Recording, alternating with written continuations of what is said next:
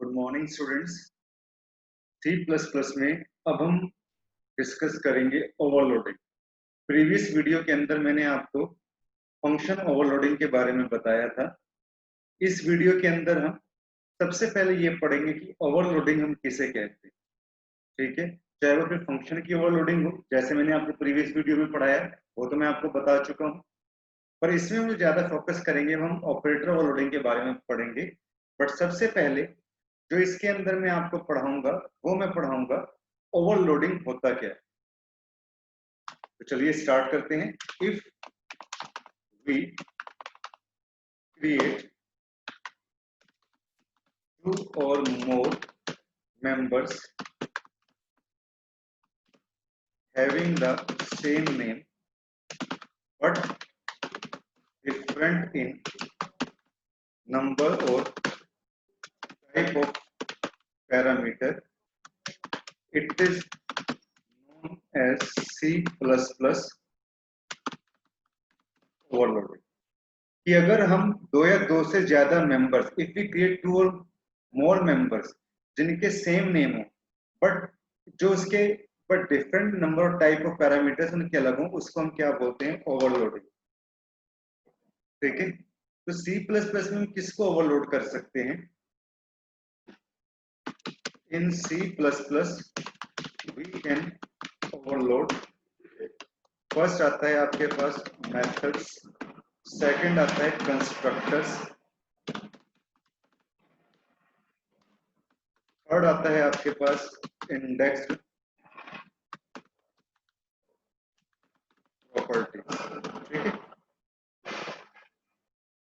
और ऐसा इसलिए it is because these members have parameters, क्योंकि के मेंबर्स के पास केवल पैरामीटर्स होते हैं। तो अब आ जाते हैं हम student types of overloading in C++। तो सबसे पहले आपके पास क्या आता है इसके अंदर? Function overloading. सेकंड आपके पास आता है इसके अंदर ऑपरेटर ओवरलोडिंग। ठीक है, तो ओवरलोडिंग को हमने दो पार्ट्स में डिवाइड किया। एक तो आपके पास फंक्शन ओवरलोडिंग जो हम ऑलरेडी पढ़ चुके हैं, और दूसरा आता है ऑपरेटर ओवरलोडिंग जो हम आगे पढ़ेंगे। ठीक है, फंक्शन ओवरलोडिंग के बारे में मैंने आपको थ्योरेटिकल और प्रीवियस वीडियो के अंदर उसका प्रैक्टिकल भी आपको कवर करा दिया था, आप वहां से आप इसमें देख सकते हो। इस वीडियो के अंदर जो हम फोकस करेंगे वो आपके पास जो मेन फोकस होगा वो ऑपरेटर ओवरलोडिंग का होगा कि ऑपरेटर ओवरलोडिंग आपके पास क्या होती है। तो चलिए स्टार्ट करते हैं। Operator overloading is a compile time polymorphism in which the operator is overloaded to provide the special meaning to the user defined data type. Okay, operator overloading is used to overload or redefines most of the operators available in C++। तो different types के operators available होते हैं C++ के अंदर। तो अब ऐसे कौन से ऑपरेटर्स हैं जिनको हम ओवरलोड नहीं कर सकते? तो operator that can not be overloaded R S follows. तो ऐसे कौन कौन से ऑपरेटर्स हैं जिनको हम ओवरलोड नहीं कर सकते? नंबर वन आपके पास आता है ऑपरेटर, सेकंड आपके पास आता है इसके अंदर साइज ऑफ, थर्ड आता है आपके पास इसमें मेंबर सेलेक्टर, फोर्थ आता है आपके पास मेंबर पॉइंटर सेलेक्टर, फिर फिफ्थ आपके पास आता है टर्नरी ऑपरेटर, क्वेश्चन मार्क और कॉलन साइन। ठीक है, तो ये ऐसे जो आपके पास ऑपरेटर्स हैं जिनको स्कोप रेजोल्यूशन ऑपरेटर हो गया, साइज ऑफ हो गया, मेंबर सेलेक्टर हो गया, आपके पास मेंबर पॉइंटर सेलेक्टर हो गया और टर्नरी ऑपरेटर, इनको हम ओवरलोड नहीं कर सकते।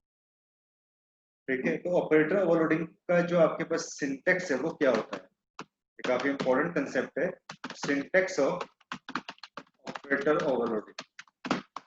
तो इसका जो सिंटेक्स आएगा आपके पास, जैसे return type, class name, scope resolution operator यहाँ पे ले लिया, ऑपरेटर ओपी, ठीक है, कुछ भी आपने आर्गुमेंट की लिस्ट डाली यहाँ पे,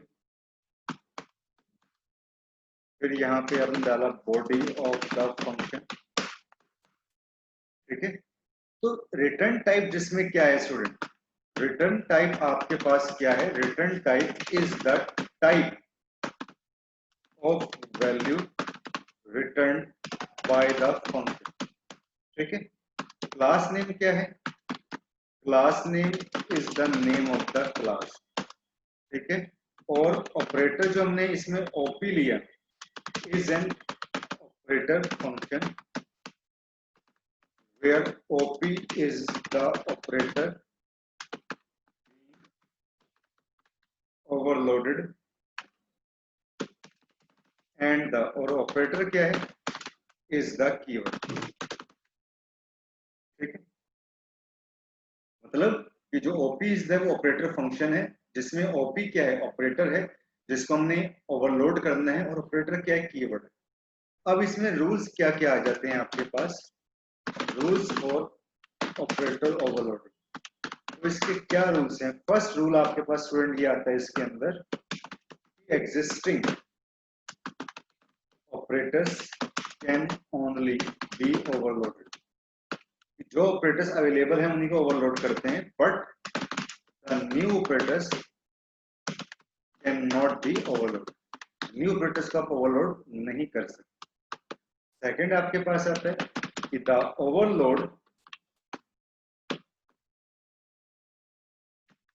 overloaded operator contains at least one operand of the user defined data type। ठीक है, थर्ड इसमें मेन पॉइंट आपके पास क्या आता है कि we can not use friend function to overload certain operators, however the member function can be used to overload those operators। ठीक है, तो नेक्स्ट जो आपके पास इंपॉर्टेंट पॉइंट आता है कि when binary operators are overloaded through a member function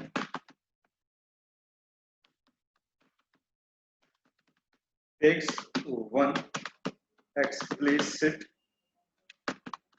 argument, and if they are overloaded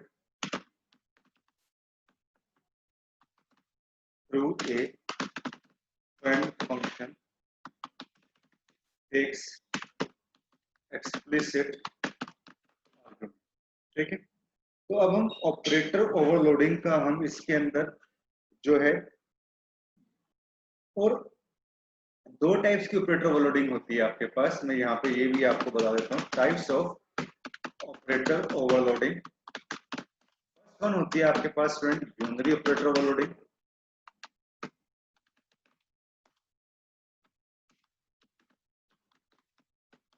second आती है आपके पास बाइनरी ऑपरेटर ओवरलोडिंग। ठीक है ना, तो सबसे पहले जरा हम इसके अंदर यूनरी ऑपरेटर्स का हम इसके अंदर पढ़ लेते हैं इसमें।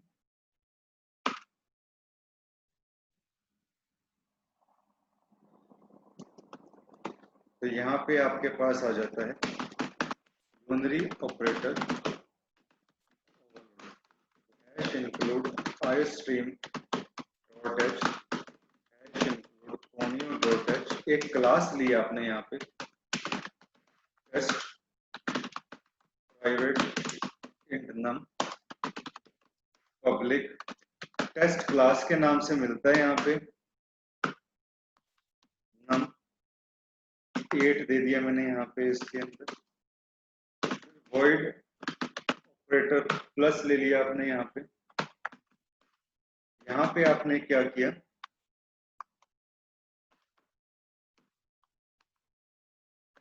नम बराबर है नम प्लस 2, फिर यहाँ पे आपने void लिया print c out count is num,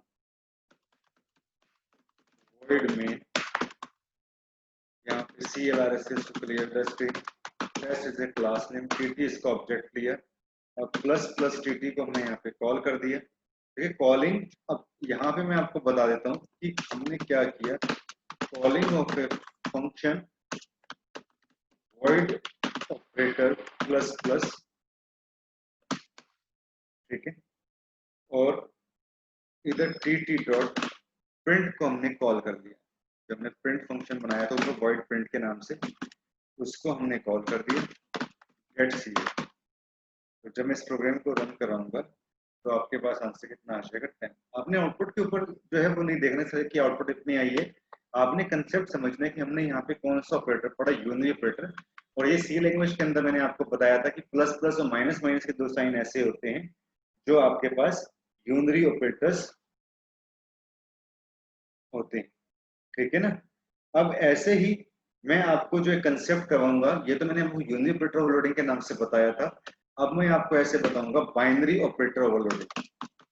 binary operator overloading, binary का मतलब क्या होता है, दो, ठीक है। तो यहाँ पे हमने क्या किया, hash include string dot H,